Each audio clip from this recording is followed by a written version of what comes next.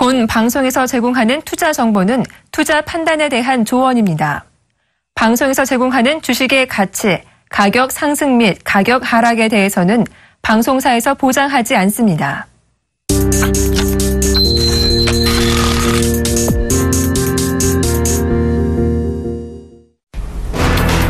미국의 3월 무역 적자가 크게 확대됐다는 발표가 증시에 부정적인 영향을 미쳤습니다. 미국의 3월 무역 적자는 전월보다 43% 급증한 514억 달러로 2008년 10월 이후 최대 규모를 나타냈습니다. 410억 내지 440억 달러 정도로 봤던 시장 전문가들의 예상을 훨씬 넘은 무역 적자로 말미암아 미국의 성장률이 저하될 수 있다는 우려가 제기됐습니다. 반면 4월 서비스업 활동 지표는 5개월 만에 최고치를 기록했습니다. 미국 공급관리자협회, 즉 ISM은 4월 서비스업 구매관리자 지수 PMI가 전달보다 상승한 57.8을 기록했다고 발표했습니다. 예상치 56.3보다 높게 나온 겁니다. IMF는 유로존 국가들이 그리스 채무를 낮추지 않으면 그리스 구제금융 분할금 가운데 IMF 몫을 지급하지 않을 수 있다고 경고했습니다. IMF는 그동안 그리스발 금융 위기를 막기 위해 그리스 측엔 긴축을 요구하고 유로존 국가들에겐 채무 경감을 요구해왔었습니다. 하지만 유로존 국가들이 채무 경감에 거부감을 보이자 72억 유로의 분할금 가운데 35억 유로를 안 주겠다고 강수를 둔 겁니다. 국제유가는 리비아 원유 수출 중단과 사우디아라비아의 수출 가격 인상 탓에 5개월 만에 최고치를 기록했습니다. 뉴욕 상업거래소에서 서부 텍사스산 원유 가격은 전날보다 배럴당 1.47달러, 2.49% 급등한 60.4달러를 기록했습니다. 북해산 브렌트 역시 배럴당 68.4달러를 나타내며 연중 최고치를 갈아치웠습니다.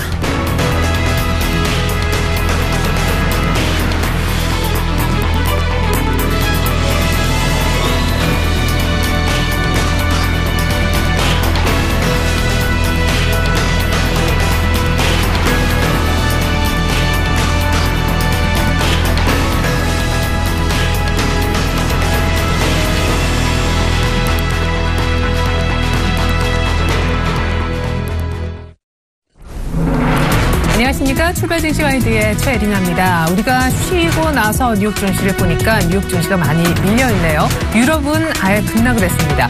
그리스의 사태가 심상치 않게 돌아가고 있다는 분위기, 그리고 또 하나는 미국의 지표, 그 가운데 무역 적자 규모가 급증했다는 소식이 있었는데요. 미국의 3월달 무역 수지 결과가 나왔는데 적자 규모가 한 달 전보다 무려 40%나 급증한 510억 달러를 넘겼다고 합니다. 때문에 미국의 성장률이 둔화될 수 있겠다, 이런 우려가 제기가 된 건데요. 상대적으로 ISM 제조업지수는 5개월 내 최고치, 예상치도 웃돌아서 결과 자체는 나쁘지 않았습니다. 그리스 우려는 왜 다시 고개를 들었을까요? 이번에는 그리스와 국제 채권단 간의 갈등이 아니라요, 국제 채권단 내의 갈등이 수면 위로 떠올랐습니다. IMF가 다른 채권 국가들, 유로존 국가들을 향해서 그리스도 나름대로 긴축을 하고 있는데 너희들도 나름대로 양보, 그러니까 그리스의 부채 규모 자체를 탕감시켜줘야 되지 않겠느냐라고 요구를 한 건데요. 때문에 11일로 예정됐던 유로그룹 회의 이전에 그리스 문제가 어느 정도 전격 타결될 줄 알았던 분위기는 완전히 바뀌고 말았습니다. 이런 가운데 영국의 EU 탈퇴 여부를 묻는 영국의 총선도 이번 주 후반에 이제 기다리고 있는 일정이 되겠습니다. 이래들의 불확실성이 커졌다라고 볼 수 있겠는데요. 미국의 3대 지수 모두 다 마디 지수를 모두 잃어버렸습니다. 일단 다우지수부터 마감가 살펴보죠. 네, 다우지수는 0.8% 정도 조정을 받았습니다. 나스닥은 아예 1.5% 크게 밀렸고요. S&P 500 역시도 1%가량 조정을 받았습니다. 모두 다 주요 지지선을 이탈시키는 그런 불안불안한 모습입니다. 이제는 마디 지수를 거의 자동차 중앙선처럼 쉽게 넘나들고 있는 미국 증시가 되겠습니다. 이어서 유럽 쪽 마감가 보시죠.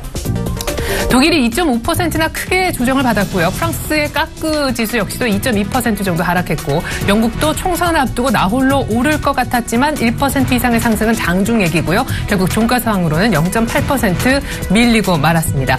자, 사실 앞서서 중국이요, 우리가 쉬는 동안 4% 이상 급락을 했거든요. 중국 증시 왜 이래? 4,300선도 잃어버렸잖아, 분석이 있었었는데 그 여파가 유럽까지도 일단 미치는 모습입니다. 유가를 보고 계신데요. WTI가 이제 드디어 종가상 60불을 회복했습니다. 리비아의 원유 생산 중단 소식, 그리고 사우디아라비아가 미국과 북유럽 쪽의 수출 단가를 높였다는 것이 일단 WTI 60불 돌파를 이끈 요인이 됐는데요. 드디어 43불에서 60불까지 온 WTI 바닥을 확실히 찍은 것일까요? 5월 유가 전망도 잠시 후에 같이 해보겠습니다. 출발 증시 와이드 시작합니다.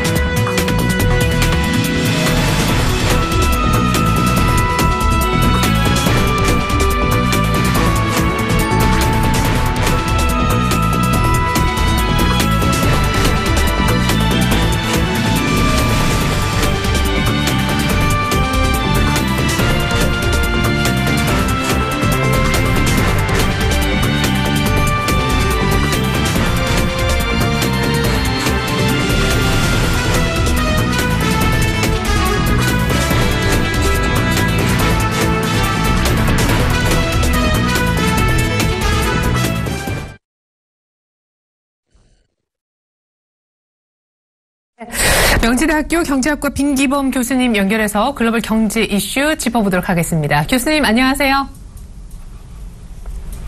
네, 교수님 다시 한번 연결해 보겠습니다. 빈기범 교수님, 네, 드디어 연결됐군요. 예, 안녕하십니까? 안녕하십니까? 예, 네. 자, 유로존에 우리가 쉬는 동안 4월 제조업지수 확정치가 나왔더라고요. 예비치보다 더 높은 52.0을 기록했는데 돌아보면 결국 20일 유럽의 양적 완화 정책 효과가 지금 나타나고 있는 거죠.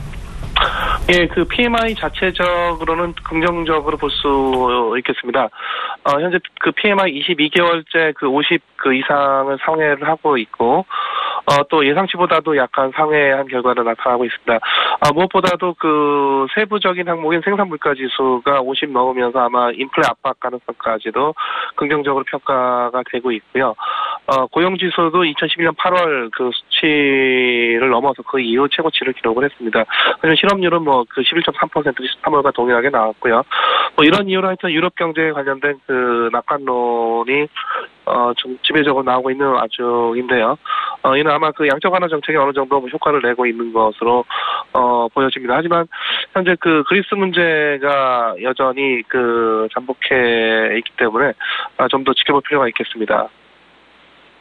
유로존의 4월 물가가 제자리를 지켜서 0% 상승률, 물가가 더 이상 마이너스가 보이지 않음에 따라 유로존 정말 살아나나라는 분석을 이 시간 다른 교수님과 했었던 시간이 있었는데 아마 유가 때문일 거다 이런 일시적 얘기도 하셨지만 전체적으로 지표들은 지금 쭉 유럽 쪽에서 괜찮게 나오는 그런 모습입니다. 우려하셨던 그리스에 대해서 얘기를 좀 해야겠는데요.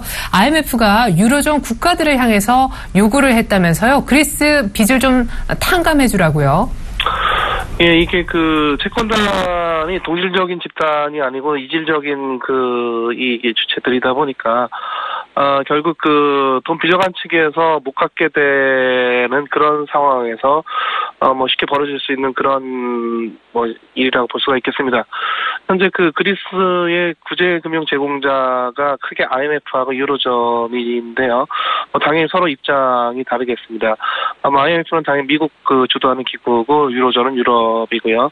이해관계가 서로 같을 리가 없고 IMF로서는 뭐 그리스도 문제지만은 유로존도 그 같이 책임을 질 필요가 있다고 생각을 하고 있고 뭐 이를 요구하는 것이고요. 유로존은 뭐 이런 요구에 대해서 뭐 소위 그야말로 이제 콧방귀를 뀌고 있는 그런 상황입니다. 채권단이 동질적이지 않다 보니까 그 서로 간에 그 이해 충돌이 발생하는 그런 상황이 전개가 되고 있는 것이고, 이는 그 IMF든 뭐 유로존이든 누군가 현재 그 피해를 감수 또는 부담하지 않으면은 뭐 그리스가 디폴트로 갈 수밖에 없다는 예상과 그런 판단이기도 합니다.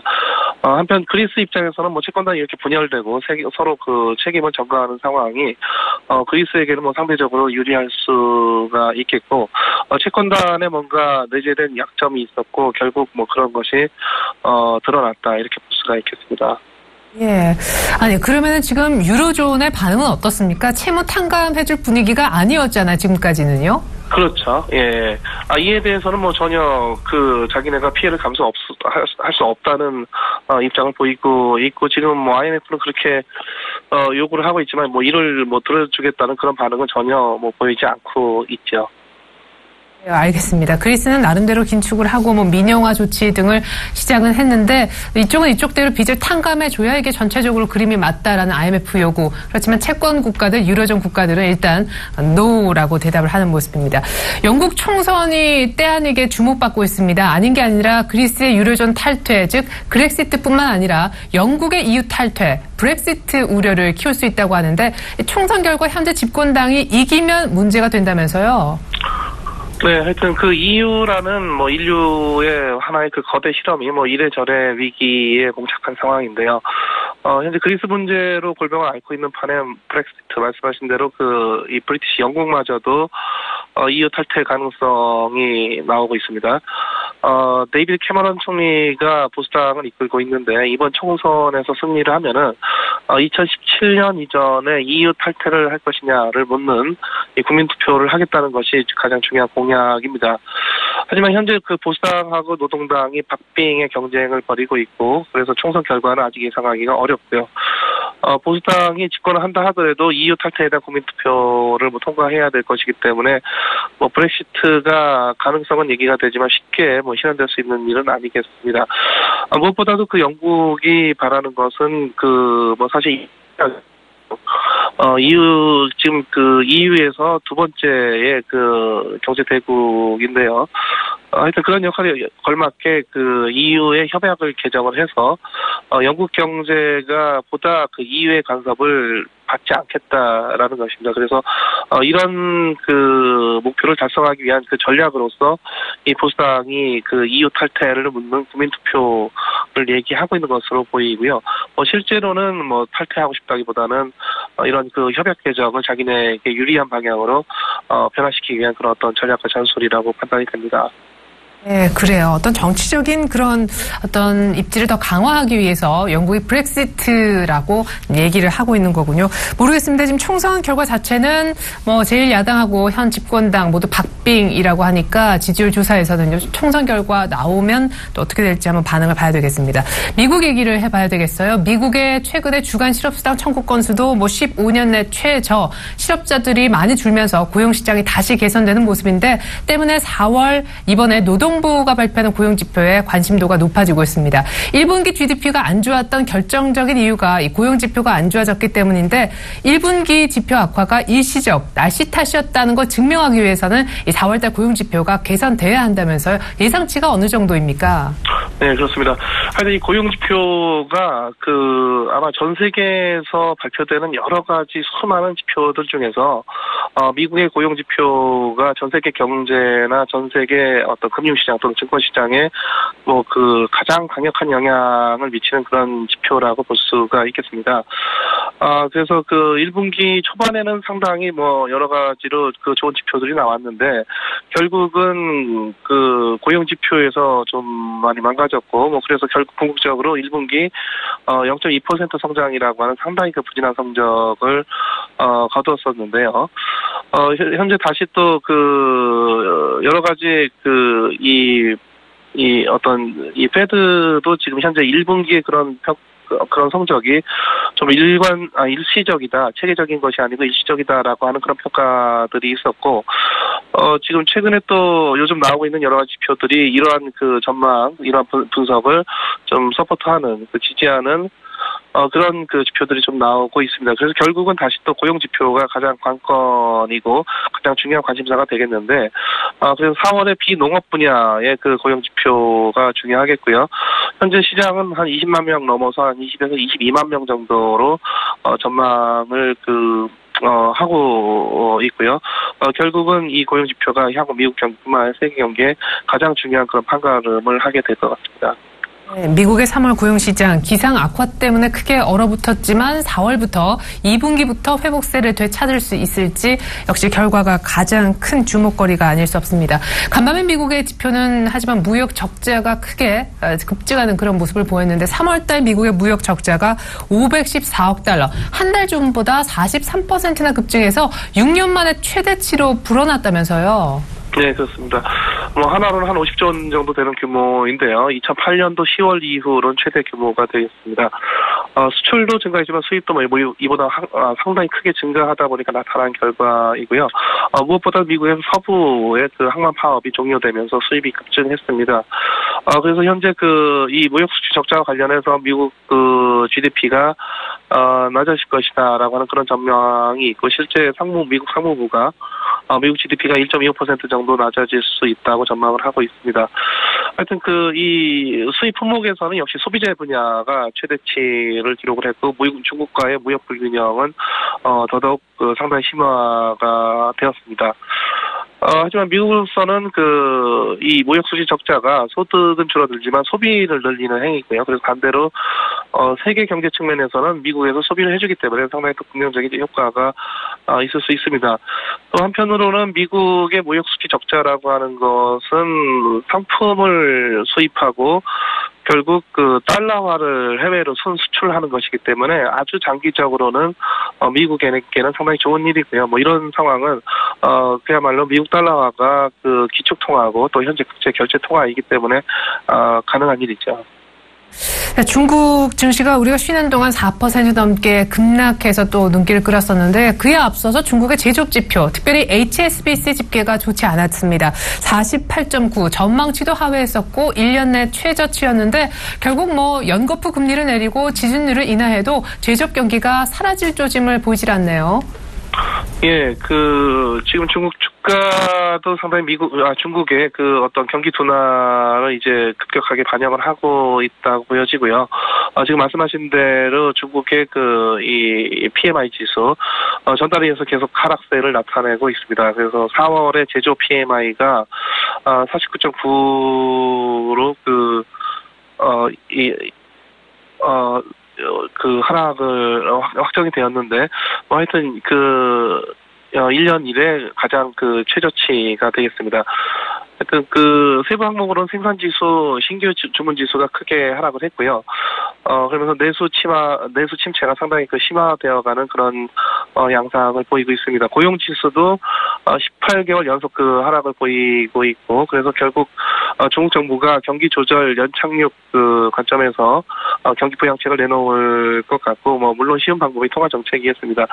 그래서 아마도 조만간 지급 준비율이나 기준금리 인하 등이 이어질 것으로 예상이 되고요. 현재 미국과 유럽과 일본 모두 다 양적 완화를 했기 때문에, 중국으로서는 통화 정책의 어떤 자유도나 효과성이 다른 국가보다는, 상당히 높을 수 있다고 생각이 듭니다. 예. 자, 유가 얘기를 해봐야 되겠습니다. 국제유가가 드디어 올 들어 처음으로 배럴당 60불을 되찾았습니다. WTI 기준 얘기인데요. 자, 이렇게 된다면 유가가 60불을 또한 안착시키면서 추가 반등할 수 있을지 궁금합니다. 40불이 깨지네 걱정했었던 게 엊그제 같네요.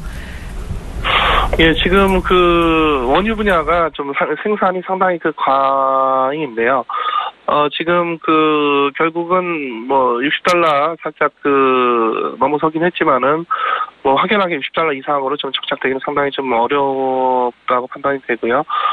무엇보다도 미국하고 오페크의 이 공급 과잉이 결국 전반적인 가격을 하방으로 좀 압력으로 작용하고 있습니다. 무엇보다도 미국의 원유 재고가 1980년 이후에 최고 수준의 재고가 쌓이는 것으로 지금 평가가 되고 있고, 한때 배럴당 100달러도 쉽게 넘었었던 원유 가격이긴 하지만, 결국은 다시 50달러 내지 60달러 선에서, 오가지 않을까 예상이 됩니다. 예. 그래요. 사우디의 어떤 수출 가격의 인상, 그리고 리비아의 원유 생산 중단 이런 것 때문에 유가가 60불을 넘긴 했는데 60불을 넘고 안착해서 추가 반등하는 그런 그림은 조금 어렵다 하셨습니다. 아직까지 공급 과잉, 재고가 너무 넘쳐나기 때문이다. 전망까지 들어봤습니다. 지금까지 명지대학교 경제학과 빈기범 교수님과 함께했습니다. 교수님 감사합니다. 네, 감사합니다.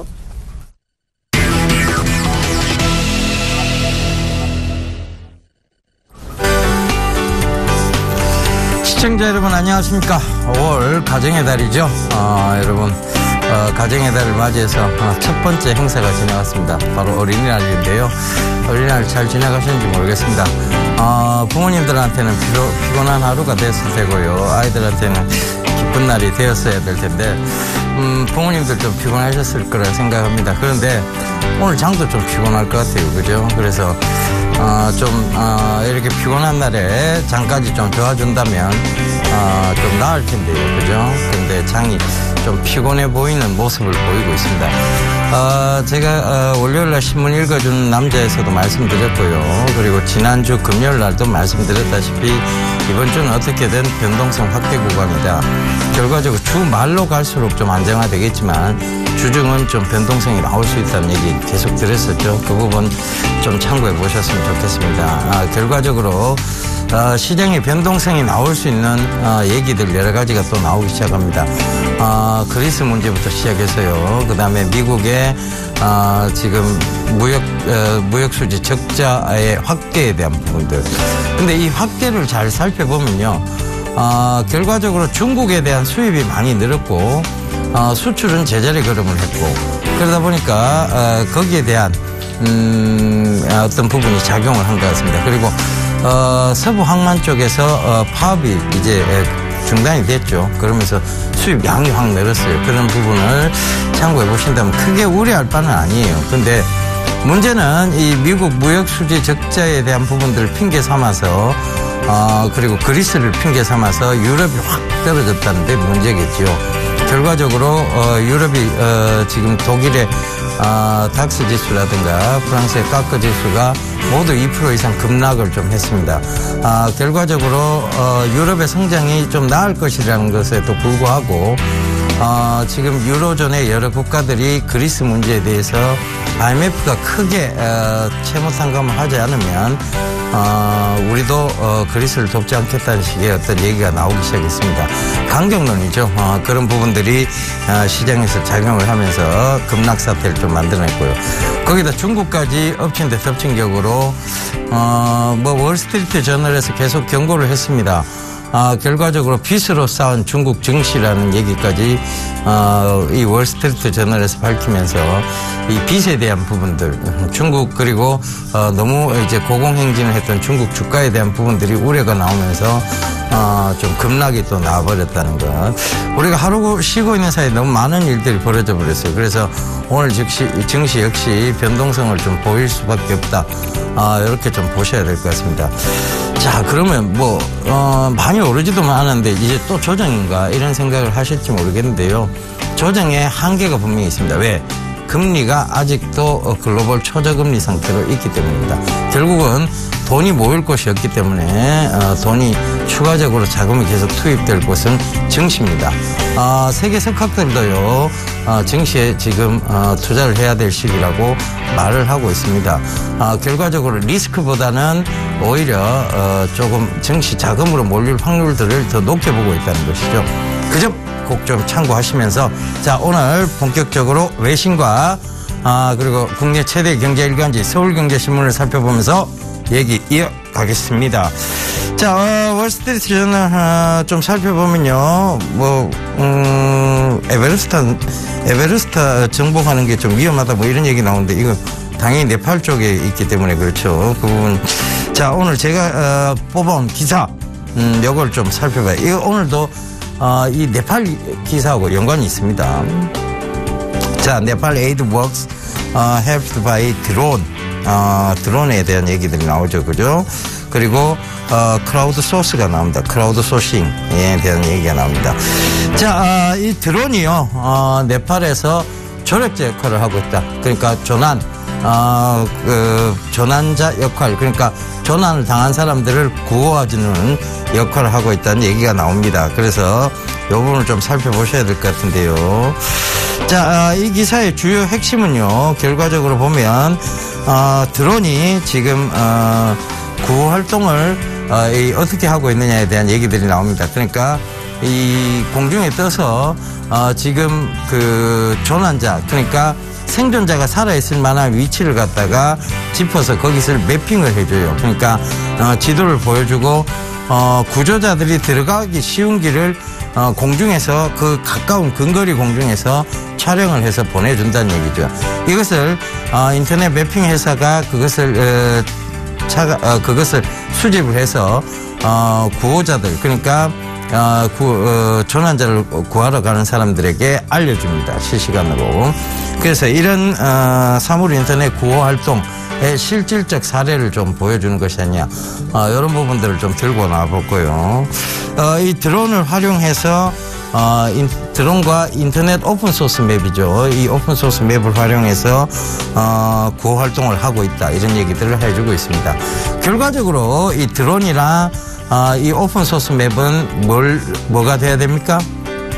인터넷이 돼야 되겠죠. 그 인터넷으로 지금 드론, 그 스마트 기기로 드론을 조작하고, 그리고 그 드론을 통해서 인터넷으로, 그러니까 근거리 무선 통신이든지, 근거리 무선 통신은 안 되겠네요. 그죠?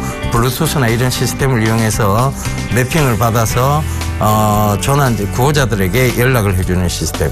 결과적으로 이런 모든 것들은 사물 인터넷 세상과 연관지어서 보시면 되실 것 같습니다. 자, 우리가 만약에 어떤 위험한 상황에 처해져 있을 때 이 스마트 기기 하나만 있다면 결과적으로 이 스마트 기기에서 내가 누군가에게 전송을 계속합니다. 내가 있는 위치, 내가 어느 점에서 지금 위험한 상황이 닥쳤고 이런 것을 인터넷으로 실시간으로 알려준다면 그것은 구호 활동에 충분한 도움이 되겠죠. 그래서 이런 부분을 왜 들고 나와야 되는 부분입니다. 사물 인터넷이 앞으로도 여러 다양한 분야에 그리고 산업적 분야에 쓰일 수 있다는 거 그리고 구호 활동적인 부분까지도 쓰일 수 있다는 것을 말씀해 드리고 싶었던 거예요. 제가 사물 인터넷의 다양한 영역에 대해서 수익을 말하던 시간에도 말씀을 드렸죠. 그런 부분들을 참고해 보신다면 이 사물 인터넷 시장은 단기적인 맥락에서 끝나는 것이 아니라 중장기적 관점에서 계속 산업이 펼쳐질 수밖에 없는 섹터다라는 얘기입니다. 그래서 그런 부분들 참고해 보셔야 될 것 같고요. 무인 항공기 관련주죠. 결과적으로 지금 퍼스펙이나 이런 것들이 올라오고 있습니다. 무인 항공기 인베디드 소프트웨어 시장 이것도 꼭 좀 살펴보셔야 되고요. 이 인베디드 소프트웨어 관련해서 MDS 테크라는 종목도 다시 한번 눈여겨보실 만하다는 겁니다. 거기다가 사물 인터넷 관련주에 대한 장기 성장성에 대한 부분들이 지금 이 드론을 통하고 그다음에 인터넷 매핑을 통한 아웃소싱에 대한 클라우드 소싱에 대한 부분들을 봐서라도 우리가 장기 성장성을 좀 짐작해 볼 수 있는 내용이 아닌가 그렇게 생각해서 들고 나왔습니다. 그러니까 그점 꼭 좀 참고하시면 되겠습니다. 자, 국내 최대 경제 일간지 서울경제신문을 살펴보면서 얘기 이어가겠습니다. 금리 인하 베이비 스텝 대신 마이크로 스텝 밟라 이런 얘기가 나오는데요. 자, 우리 박근혜 대통령 모습도 나오고 있습니다. 어린이날 어린이들과 행복한 시간을 보내고 계신 것 같습니다. 자, 기사들을 제가 발췌한 기사들을 좀 살펴보면서 얘기 이어가겠습니다. 자, 미디어도 IT에 투자해야 생존, 연구개발팀 함께 둬야 이런 얘기 나옵니다. 결국은 미디어 산업은 IT 쪽하고 뗄래야 뗄 수 없는 관계를 가지고 있죠. 지금 클라우드 펀딩에도 큰 관심을 가지고 있다. 다양한 수익원. 그러니까 이것도 미디어도요. 공영적인 측면이 없지 않아 있습니다. 하지만 결국은 사업적인 측면도 있다는 것이죠. 결과적으로 이 미디어 산업도 이제 이익의 극대화를 위해서 그들이 뭔가 계속 디지털 방송 체제로 바꿔나가고 있고 광고 종량제부터 시작해서 여러 가지들을 새로운 법안들까지도 만들어 나가고 있다는 것이죠. 그렇다면 이 미디어가 IT에 지금 투자하는 부분들 그리고 연구개발하고 있는 부분들이 앞으로 장기 성장세가 있다 없다에 대한 결론에서는 있다 쪽으로 결론을 좀 내리셔야 될 것 같습니다. 그래서 지금 보면 이 뉴스룸하고 마케팅 이런 것들을 결합한다는 얘기도 나오고요. 그리고 드라마 우리가 가장 쉽게 보는 게 드라마겠죠. 그죠? 드라마나 이런 쪽에서 보면 이런 부분들이 또 상업성 극대화에 대한 부분들이 나옵니다. 오늘 우리 그 앵커님 최예린아 앵커님께서 굉장히 예쁜 핑크색 옷을 입고 나세요. 저 옷에 대한 관심이 있으면 자 이거 누르겠죠. 그죠? 이제 스마트 TV입니다. 커서만 갖다 대서 저 옷이 어디 브랜드가 어디 거며 이런 것들을 한눈에 볼 수 있는 그 미디어 시스템 그것이 광고에 대한 혁신적인 부분들 그런 부분들을 참고해 보실 수 있을 것 같습니다. 그래서 상업에 대한 극대화적인 부분이에요. 상업주의로 갈 수 있다는 뭐 우려도 있습니다만은 결국은 그렇게 갈 수밖에 없는 시장이죠. 이 미디어도 결국은 산업입니다. 그 점 참고해 보시면 되겠고요. 자, 그런 관련해서 우리가 뭘 볼 수 있을까요에 대한 부분입니다.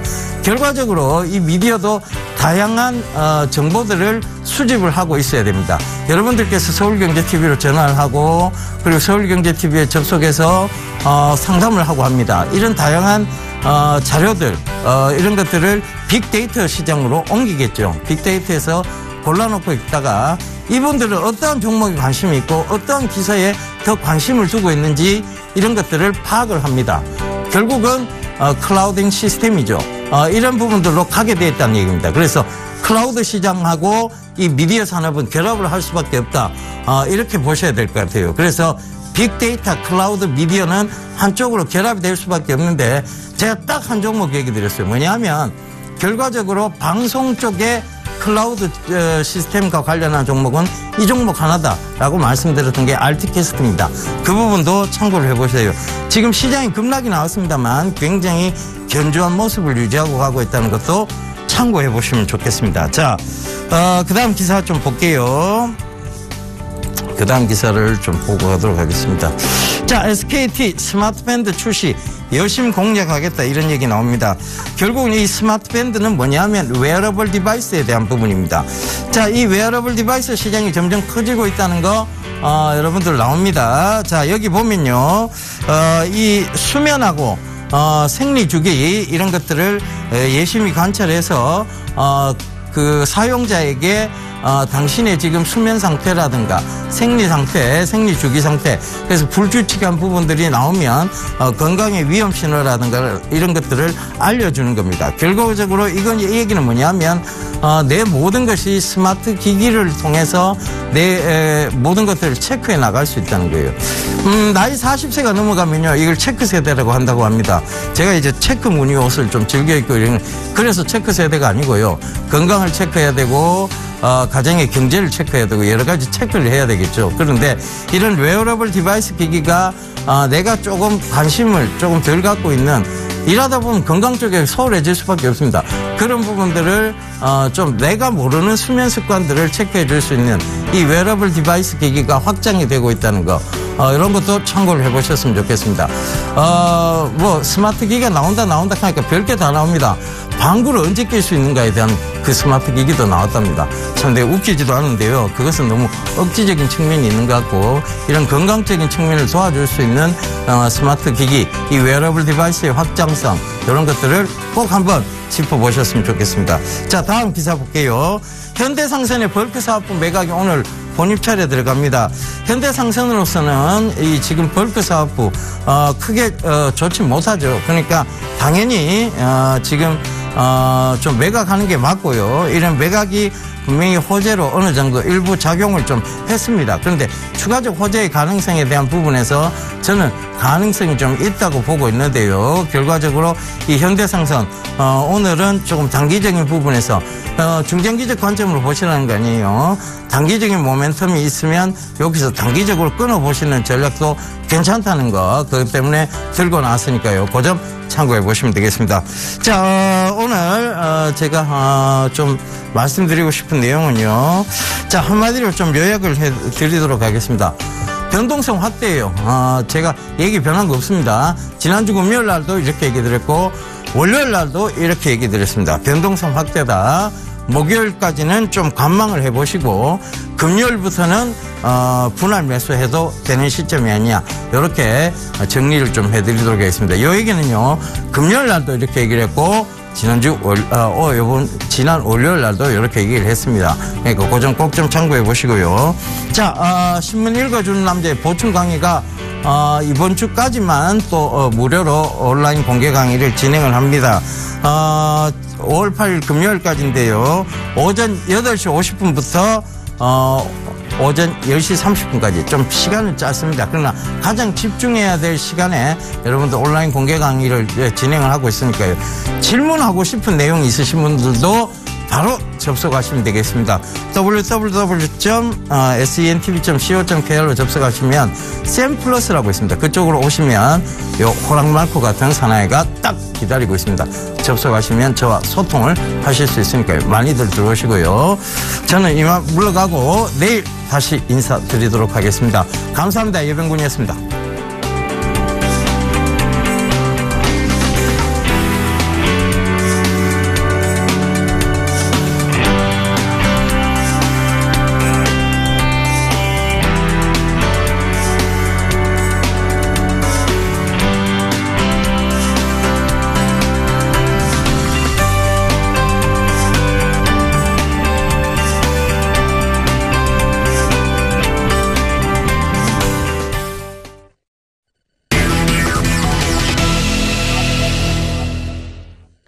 이어서 시황의 씬 만나보겠습니다. 국내 시장에 필요한 전략 세워봐야 되겠죠. 우리가 쉬는 동안 미국, 유럽, 앞서 중국까지 모두 좋지 못한 모습을 보였는데요. 오늘은 아데나 투자자문 신승영 대표님과 함께 보겠습니다. 대표님 안녕하세요. 네, 안녕하십니까. 네, 어린이날 휴일 앞두고 약간 징검다리식의 개장일이었어요. 그래서 월요일날 좀 조용할 줄 알았는데 일단 외국인은 샀고 코스피는 반등했습니다만 코스닥은 21선 이탈하면서 크게 밀렸었죠. 말씀해 주신 은행주가 강세를 이끌기도 했었는데 월요일장 리뷰부터 들어보겠습니다. 네, 월요일장 말씀하셨던 대로 코스피 시장은 강보합 한 0.2% 정도 상승 마감하는 그런 모습. 일단 화학주와 은행주가 시장을 이끌었다라고 정리가 될 수 있을 것 같고요. 코스닥 시장은 백소파동 조금 좀 안타까운 양상 계속 진행되고요. 오늘 일단 회사 측에서 대국민 사과문 발표한다는 그런 얘기 있겠죠. 하지만 분명한 거 조금은 좀 이런 어떤 그 사건에 휘말리지 말고 오히려 여기서도 이 틈을 노리는 어떤 그 경제적인 이익을 추구하는 그런 자들의 움직임도 분명히 나타날 수 있다라는 점 조금은 더 좀 지켜볼 수가 있겠다. 제 개인적으로 생각하는 어떤 그 내추럴 엔도텍 그들의 지금 현재 상황에서 그들의 가치는 최소한 한 2,500억 정도의 시가총액은 유지될 수 있지 않을까 이런 생각 조심스럽게 우리 시청자 여러분들께 좀 말씀을 좀 드려보겠습니다. 일단 지금 현재 시장 상황 유동성 과도기다 해도 과언이 아닐 듯 싶습니다. 지난 우리 쉬는 사이 중국의 상해 증시 일단 급락 정도가 좀 나타났고요. 미국, 유로존, 그리스 이슈들이 조금 좀 발목을 잡으면서 미국 시장 역시 다소간 좀 힘든 상황이 연출되었다 정리를 해드리겠습니다. 특징주 좀 살펴보게 되면요. 지난 4일날 은행주들 상승 나타났었죠. 여기에 또 실적 부진을 좀 보였던 네이버 7%가 넘는 하락 나타났었다라는 것. 일단 실적이 최후의 보루다라는 부분 계속해서 실감하게 하는 그런 시장이 아닐까 말씀을 좀 드릴 수 있을 것 같습니다. 네, 트라우마가 적지 않은 5월장이 이제 오늘부로 본격적으로 시작이 되려 하고 있는데 사실 생각보다 조정은 조금 길어지고 있습니다만 우리 대표님께서는 2차 상승을 위한 차익 실현, 차익 매물 소화 과정이다 이렇게만 보셨었죠. 때문에 외국인들도 포트를 바꾸고 있다라고 하셨는데 그에 앞서서 우리가 전략을 세우기 전에 중국 증시가 왜 우리 쉬는 동안 4% 이상이나 급락했는지 그 이유와 변수부터 짚어주시겠어요? 네, 일단 오늘 시장 우리 시장에 영향을 줄 수밖에 없는 가장 큰 어떤 그 변동성이다라고 얘기를 할 수 있을 것 같은데 중국 증시, 상해 증시 4%가 넘는 급락 상황 나타났죠. 두 가지였습니다. 증권 시장에 대한 계속되는 그리고 부동산에 대한 계속되는 어떤 그 과열을 막으려는 과열 억제 정책이 지금 계속해서 나타나고 있는 부분. 그 또 한 가지 유동성을 좀 흡수하는 그런 상황들 계속 나타나고 있죠. 우리 시장도 좀 마찬가지입니다. 우리 시장 올해 내 IPO 되는 그 회사 수가 한 60여 개가 넘는다라는 그런 얘기가 있듯이 중국에서도 IPO 열기가 지금 계속해서 일어나고 있다는 것. 이번 달 5월 달 이번 11일까지만 해도 2조 위안이 넘는 그런 유동성을 흡수할 수 있다라는 그런 얘기들. 특히나 IPO 기업들이 많아지면서 이런 유동성의 어떤 그 희석화 부분 이런 부분이 지금 시장의 발목을 잡았다라고 말씀을 좀 드릴 수 있을 것 같습니다. 이런 부분들. 근데 이제 급등에 대한 어떤 그 조정이다라는 그런 생각도 좀 많이 들고요. 일단 중국 증시 오늘 시장에서도 우리 시장에서도 계속해서 주목해야 될 만한 그런 시장이다라는 말씀 계속 좀 강조해 드리겠습니다. 오늘 시장 5월 시장에 어찌 보면 첫 거래 1위다고도 가름할 수 있을 것 같은데 이번 주 아마도 한 4가지 관점에서 계속 시장의 어떤 그 움직임 내지는 그 전략을 세워야 되지 않을까 말씀을 좀 드려보겠습니다. 첫 번째는 방금 전에 말씀드렸던 중국 상황의 어떤 그 변동성 부분이 될 것 같고요. 두 번째 1분기 실적을 빼어놓고는 말씀을 드릴 수가 없겠다라는 부분. 그리고 세 번째가 유동성 과도기. 네 번째가 최근 들어서 국제 유가의 반등세가 지금 계속 나타나고 있다. 특히나 제가 지난 이제 1일날 4일날도 말씀을 한번 드렸었죠. 월요일날도 말씀을 드렸었죠. 국제 유가의 반등 기미가 지금 심상치 않다라는 것. 궁극적으로는 결국에는 인플레이션에 대한 어떤 그 준비를 서서히 해야 될 시점이 조만간 다가올 것이다라는 그런 말씀도 드린 바가 있었습니다. 한 가지씩 좀 살펴보도록 하겠습니다. 1분기 실적 먼저 좀 살펴보죠. 일단 실적 추정치의 어떤 그 상승 부분, 실적 추정치의 상향 부분이 계속 나타나는 그런 업종에 관심을 가지셔야 될 것 같습니다. 최후의 보루는 뭐니 더 실적이고요. 실적과 버금가는 어떤 실적과 맞물리는 그런 밸류에이션과의 관계 역시 우리가 계속해서 간과해서는 안 될 것이다라는 부분 계속 강조를 해드리고 있습니다. 최근 들어서 이제 그 실적 추정치의 상향 부분 4가지 업종으로 축이 됩니다. 첫 번째가 증권 업종이고요. 18.9%, 18%의 어떤 그 실적 전망치 상향 조정이 지금 나타나고 있다는 거. 평균치입니다. 그리고 화학 업종이 14%, 그리고 디스플레이 업종 12.5%, 그리고 마지막 조선 업종이 한 9.6% 나타나고요. 나머지 업종 같은 경우는 대부분 5% 미만대에서 실적 상향이 나타나고 있다라는 것. 그렇다라면 너무도 이제 당연한 어떤 그 상황들이 벌어질 가능성이 있겠습니다. 이런 업종들, 이런 네 가지 업종으로 어떤 그 유동성의 그 쏠림 현상이 나타날 가능성 분명히 염두에 두시면 좋을 것 같습니다. 두 번째는 이제 그 유동성 과도기에 대한 말씀 좀 간단하게 드려봅니다. 계속 말씀을 드리고 있는데 밸류에이션 어떤 그 밸류에이션에 대한 부담 부분, 그리고 주가의 정당성 확인을 분명히 하는 과정이 특히나 실적 시즌이 진행되는 상황 속에서는 계속해서 꾸준하게 일어나고 있다라는 것.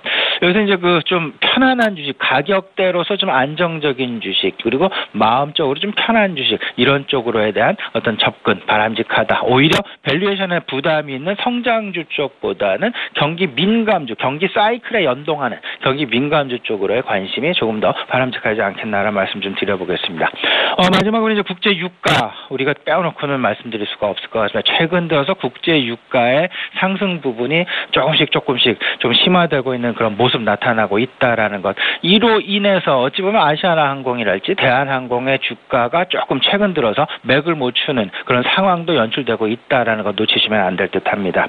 일단 그 경기 개선세가 진행되고, 그 다음에 달러화의 강세가 지속되고, 달러화의 어떤 그 약세로 전환되었다라는 부분. 이로 인해서 국제 유가를 비롯한 커머디티 시장의 어떤 그 상승 부분 우리가 조금 좀 감지를 해야 될 것 같고요. 이와 관련해서 원자재, 특히 소재 관련주, 화학주가 이 뭐 대상이 되겠죠. 계속되는 관심 필요해 보인다 말씀드려보겠습니다. 네, 외국인처럼 우리도 전략을 조금 매만지고 포트를 재편해야 된다라고 강조해 주셨었는데, 이미 뭐 오래됐죠. 대형주 보자라고요. 근데 중소형주 중심의 코스닥의 조정이 심상치가 않습니다. 아직까지도 포기를 안 하시고 코스닥 쪽에 포트 비중이 높으신 분들께 한 말씀 들어보고 싶고요. 만약에 대형주로 갈아탔다고 하더라도 5월 달에 중국이 뭐 MSCI 신흥지수에 편입된다, 뭐 그런 얘기도 아마 들으셨던 시청자분들 많으실 것 같아요. 대형주로 갔는데 외국인이 안 살까 봐 걱정하시는 분들께도 한 말씀 들어보겠습니다. 네, 두 가지. 먼저 이제 그 중소형주 말씀을 좀 드려보죠. 중소형주라 하면 성장과 띄워놓고는 얘기를 할 수 없는 그런 부분이 되겠습니다. 성장에 대한 기대. 그럼 최근 이제 그 실적 시즌이 진행되고 있는 상황 속에서 성장에 대한 기대를 실질적으로 실적 발표를 하면서 눈높이를 맞춰주느냐, 안 맞춰주느냐, 이런 부분들이 실망 매물을 나오게 하고, 또는 이제 그 성장성 자체가 오히려 그 시장의 기대치를 충족하는 그런 경우에는 계속해서 지속적인 주가의 상승이 나타날 수 있겠지만, 여기서 이제 그 차별화가 나타난다라는 부분들 꼭 좀 생각을 하셔야 될까. 특히도 오늘도 뭐 시장에서 뉴스 중에 가장 중요한 뉴스, 신뢰가 문제다라는 그런 얘기, 내추럴 엔도텍을 가지고 빗대서 이제 그런 얘기들 많이 지금 하고 있습니다. 신뢰, 결국 신뢰는 실적에 대한 눈높이와 실적과의 실질적인 숫자와의 맞음과 틀림이 되겠습니다. 이런 그 신뢰 부분, 이런 부분들 실적의 좀 성장에 대해서 조금 좀 눈높이를 좀 낮추시고요. 실질적으로 그들이 맞춰가는지 안 맞춰가는지 확실하게 따지시면서 순간순간, 그리고 시기적으로 어떤 그 매매 타이밍을 조절해 나가시는 것도 매우 중요한 매매 전략 중에 하나다라고 말씀을 좀 드려보겠습니다. 오히려 저는 대형주가 괜찮다라는 말씀 계속 드리고 있는데, 경기 민감주, 경기 개선과 함께 실질적인 밸류에이션상의 눈높이를 맞춰가는 그런 전략이 오히려 바람직하다라는 그런 말씀 좀 드려보고요. 이제 그 두 번째 같은 경우, 최근 들어서 이제 그 시장 어떤 그 변화 부분 계속 나타나고 있습니다.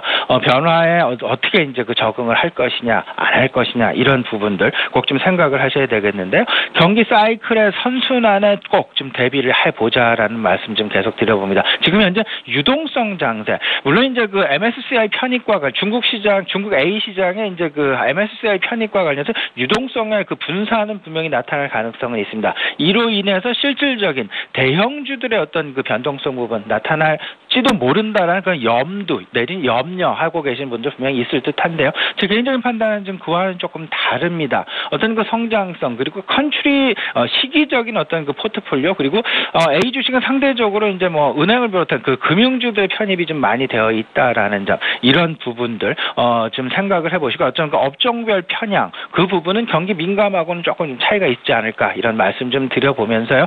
분산은 분명히 있을 수 있겠으나 그 갑작스러운 분산보다는 지속적인 전체적인 차원에서 유동성 유입은 지속될 가능성이 높겠다라는 쪽에 조금 더 초점을 맞추시는 게 좋을 듯합니다.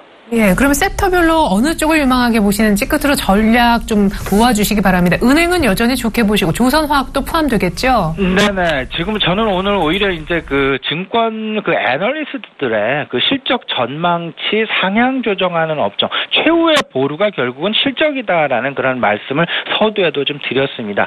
실적 조정, 실적 전망치를 상향 조정하고 있는 업종들에 대한 관심을 가져보자라는 말씀 오늘은 특별히 좀 더 드리고 싶은데요. 그 대표적인 4개 업종이 은행 업종 그리고 증권 업종, 화학 업종, 디스플레이 업종, 조선 업종입니다. 나머지 업종 같은 경우에는 다들 지금 말씀드리는 업종 같은 경우에는 10%에서 20%가 넘는 그런 어떤 실적 전망치에 대한 상향이 이루어지고 있는데 오히려 다른 업종 같은 경우에는 5% 미만의 상향 조정, 매우 미미한 어떤 그 상향 조정이다라는 거. 그렇다면 어떤 그 유동성의 쏠림, 유동성의 지속이 지금 방금 말씀드렸던 증권, 화학, 디스플레이, 조선 업종으로 몰릴 가능성이 분명히 있다라는 것. 이 부분으로 저는 오늘 같은 경우 투자 전략을 조금 좀 이쪽으로 좀 조정해 나가시는 포커스를 맞추시는 게 좀 더 바람직하지 않나 말씀드려보겠습니다. 네, 무너지고 있는 코스닥에는 중소형주는 실적에 따른 옥석 가리기가 반드시 필요하다 하셨고 대형주 봐야 되는데 그 가운데 실적이 되는 실적 추정치가 높아지고 있는 화학증권, 조선,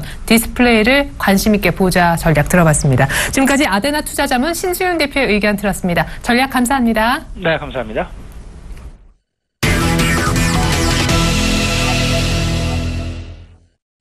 이드코의 상한가 팩토리 시즌2 시간입니다. 여의도에 계시는 샘플러스 이드코 멘토 만나보겠습니다. 안녕하세요. 반갑습니다. 네. 연휴 앞두고 코스피는 어렵게 엿새 만에 반등하긴 했는데 코스닥이 21선을 완전히 이탈해버렸습니다. 기술적으로도 안 좋은 신호, 어디까지 빠질까 걱정도 큰데요. 코스피 시장이 근데 반등은 했지만 반등해도 2100, 2080까지 다시 무너질 수 있다고 하셨었잖아요. 네. 시장비부터. 네, 일단 주 초반에 이제 월요일 같은 시장이 역시나 관망 포지션 유지에 대해서 말씀드린 결과가 특히나 이제 코스닥 지수 급락으로 마감했던 그런 결과였지 않나 싶습니다. 양지수 때 21선 부근에서 움직이고 있던 그런 상황에서 21선을 깨지라고 있는 것이다라고 좀 말씀드렸던 부분들이었는데, 자, 중요한 것은 코스닥이 서서히 조정식 매수 관점으로 구간으로 진입할 수 있는 있다라는 것이 이제 주 후반의 관전 포인트가 될 수 있다라고 좀 볼 수가 있을 것 같습니다.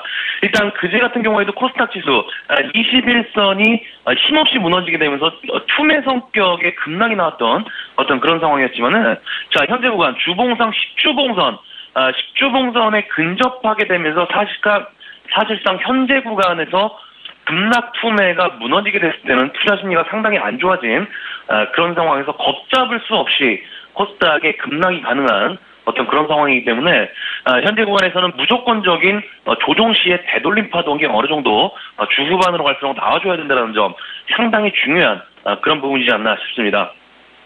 자, 결국 이제 내추럴 엔터텍이 됐던 어떤 이유가 됐든 중요한 것은 사실상 고점을 판단하는 단기적 이평선 지표가 되겠죠. 5일선이라든지 11선 이런 단기적 이평선들의 지표들이 무너지게 되니까 처참한 모습들의 결과가 지금 나오는 것 같은데, 당시 이 시간을 통해서는 우리 시청자분들에게 11선 이탈식 급락이 가능한 상황이기 때문에 상승하는 종목들은 따라잡지 말자라고 미리 한 달 전부터 계속적으로 강조드렸던 부분들 기억을 좀 하실 겁니다.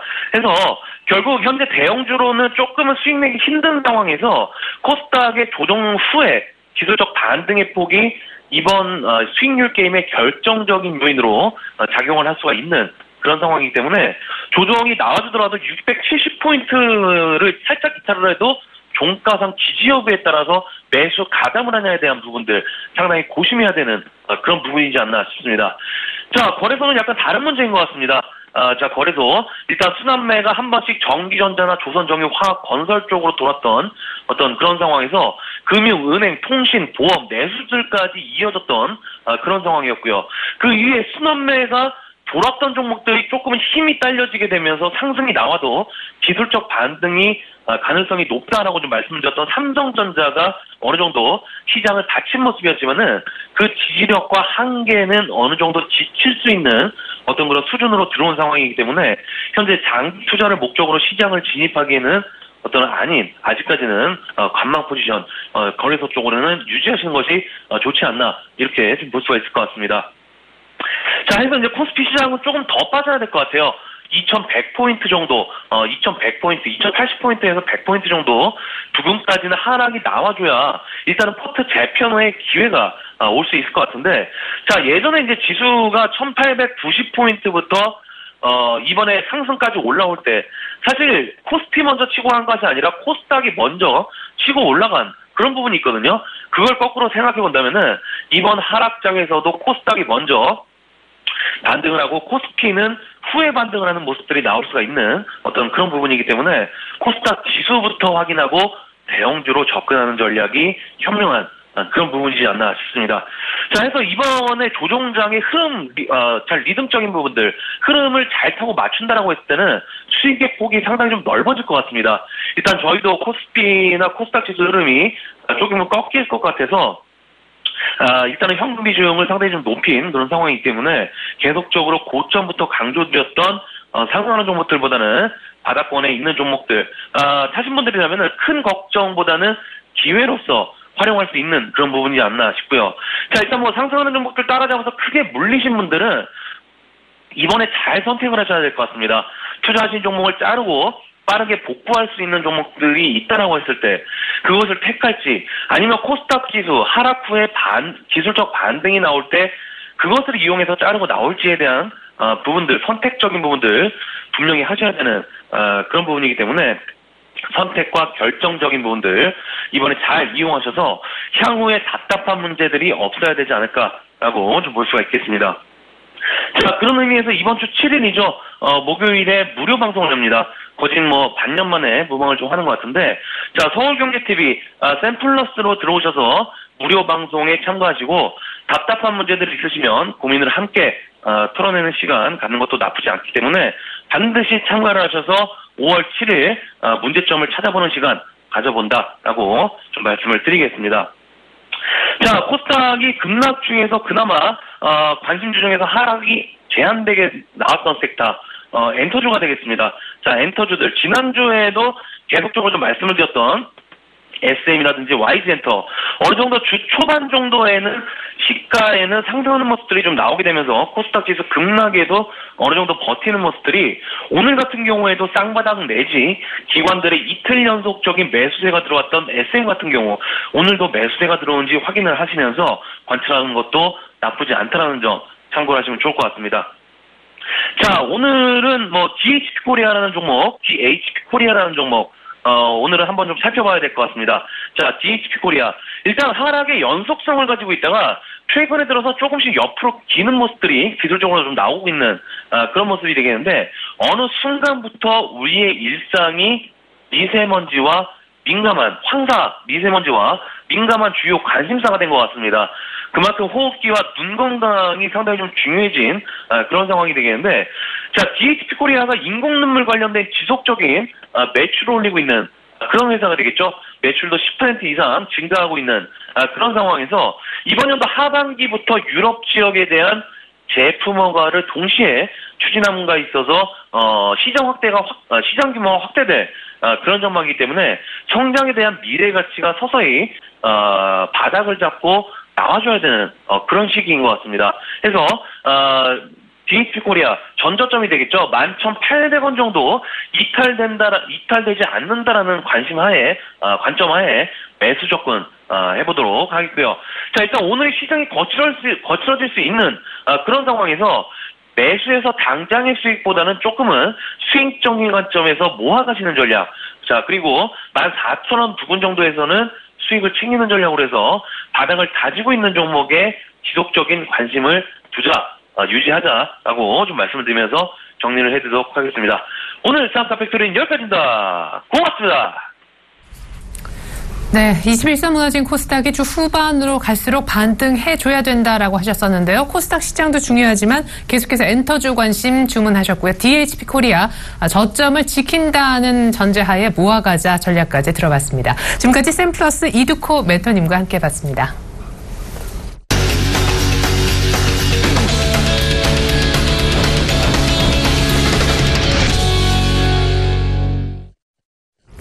유럽은 그리스 우려 때문에 급락했고요. 그에 앞서서 IPO 부담 그리고 증거금 상향 조정 등 중국 당국의 과열권을 막기 위한 조치 때문에 중국 증시가 4% 넘게 빠졌었습니다. 미국도 3월달 무역 적자 규모가 생각보다 크게 불어나면서 역시 조정을 면치 못했는데요. 우리 시장 글쎄요, 연휴 끝나고 나니까 별로 대외 분위기가 좋지 않았던 것을 확인을 했습니다. 오늘 아침장 일단 안 좋은 출발이 예상이 되고 있는데요. 전 잠시 후 개장가 들고 2부로 다시 오겠습니다. 고맙습니다.